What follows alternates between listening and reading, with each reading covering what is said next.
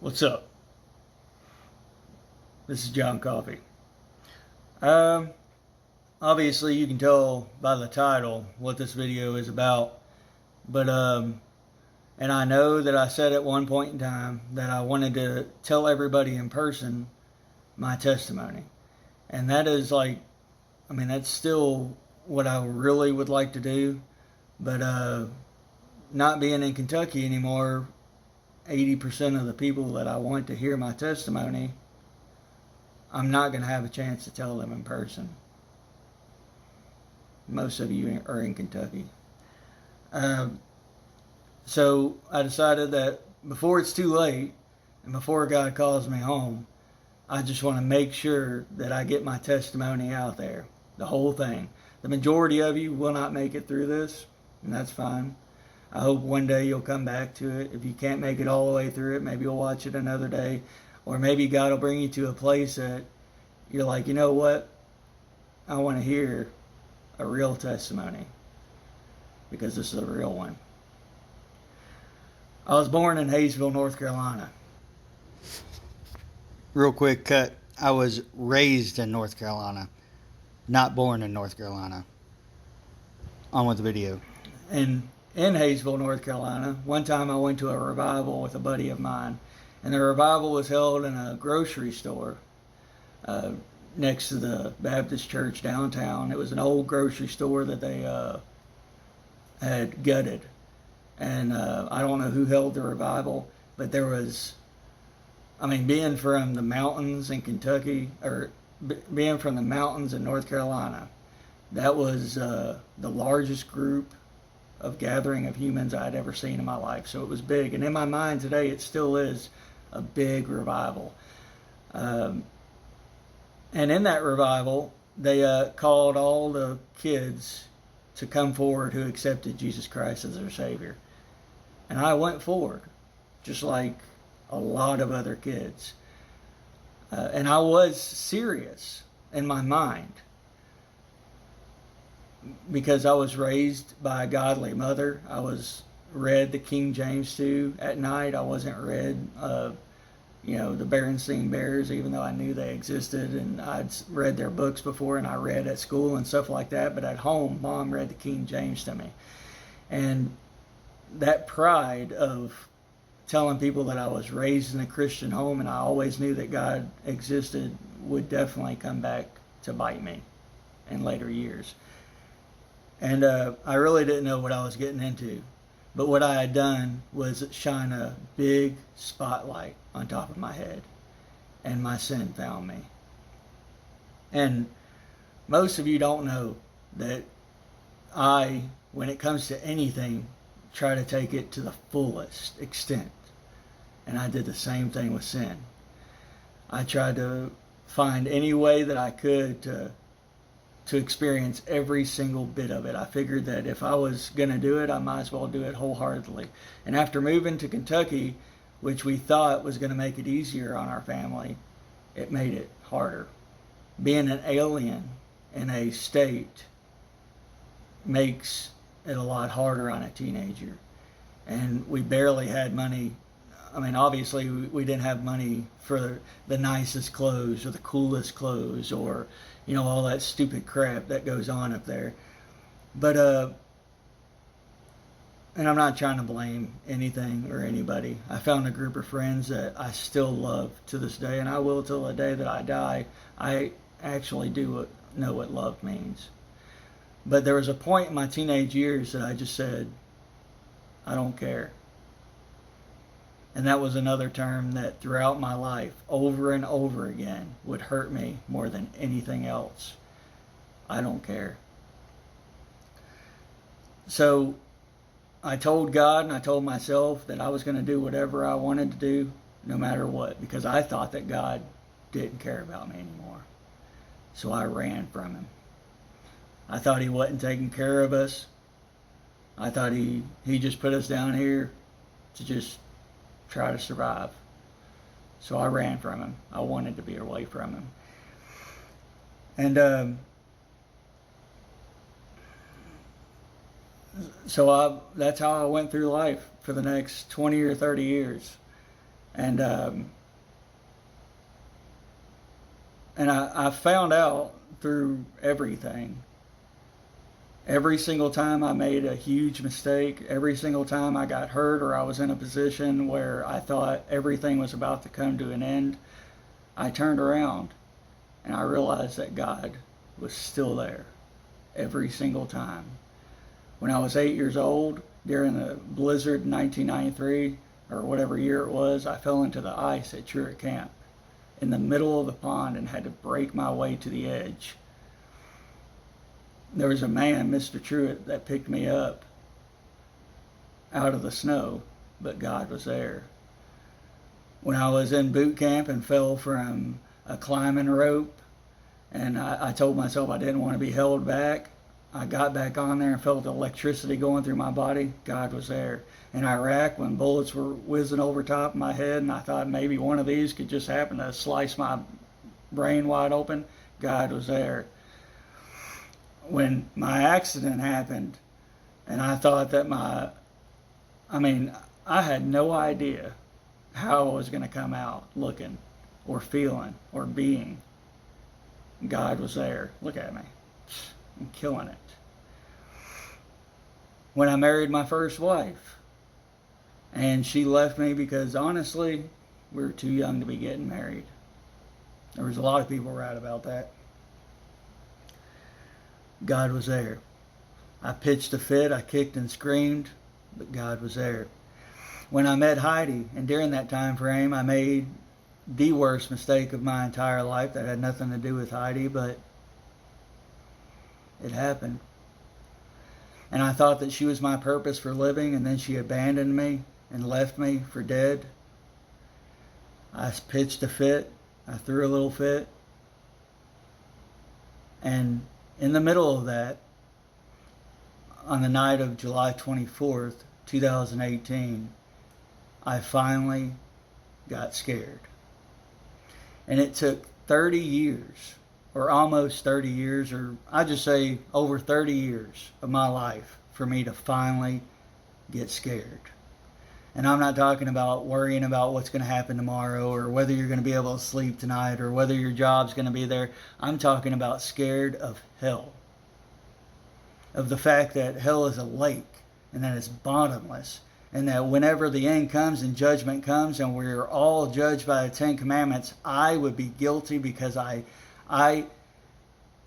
intentionally, knowingly broke every single one of the Ten Commandments. I would be thrown into hell without its bottom and continue to fall, continue to burn for all of time. I was scared. So I hit my face. And as soon as I hit my face, my mind and my body started telling me, you've done this 1,000,000 times. What do you think is going to be different about this? And I'm telling you, people, ever since my first wife left me the first time, I started trying to find out where God was. What happened to him? When I told him to leave me alone, when I told him I was going away, but he was always there, where exactly was he? Because I couldn't hear him anymore. I had lost him. And on my face, I started begging God, I don't want to go to hell. I became an actual beggar. Please, Lord, reveal yourself to me. I want to see you. And in my mind, I was still arguing with myself. You've done this 1,000,000 times. What do you think is going to be different? And then out of nowhere, I felt this cool breeze go over top of me. And it felt like the entire room became a vacuum. I lost my breath. I could feel something pushing down on me so hard. And I had felt it before. But this time it was a little bit different, and I knew it was God. And in my mind, I saw something flowing through the air, and I thought it was his robe. So I reached out and I grabbed a hold of it, and he took me for a ride. He took me outside, he took me back inside, he took me upstairs, he took me to the barn, he took me in the driveway, he took me in the field. I chased him everywhere, begging, please God, save me. And the entire time, in my mind, I was arguing with myself. I was telling myself, we can just, if we stop doing this, if we stop doing that, if we don't drink anymore, if we don't do this, we'll live a little bit longer and maybe he'll save us later, before we die, sometime in the future, but it's not going to be tonight. Don't, just stop. It felt like there was literally two people inside my head having just the longest argument and the most intense argument I have ever heard in my entire life. And the whole time it felt like my heart was just being ripped apart, like there was something physical ripping my heart in two different pieces. And these two sides were just arguing, and I was just sitting there begging, please God, save me. It literally felt like there was a war going on inside my head. And I've been there. I've seen the movies. I've been in the surround sound. I've played the games. I know what war feels like. I know what it sounds like. And it felt like there was a war going on inside my head. And in the middle of it, I hear a voice say, are you sure this is what you want? Do you really accept me as your Savior?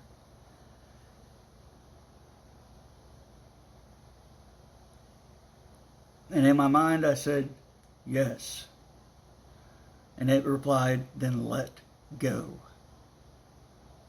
And that was the first time in my life that I let go of everything. I let go of my wife, my injuries, all the horrible sins that I had committed. I let go of my family, my friends. I let go of everything. And as soon as I let go, I heard, just accept it. And I did. And the moment I did, something poured over top of me from head to toe. It was so real that I put my hands over top of my eyes because I didn't want it inside my eyes. And I cannot explain what it was. I know what it felt like. Kind of felt like honey, maybe a little bit watered down. I know what it really felt like, but I'm not going to mention that right this second. And I came to my senses on my knees. I don't know if I was standing when it first poured, or when I first felt it pour over top of me. But I know when I finally pulled my hands away from my eyes, everything stopped. The war inside my head was calm. There were no more voices yelling and screaming at each other.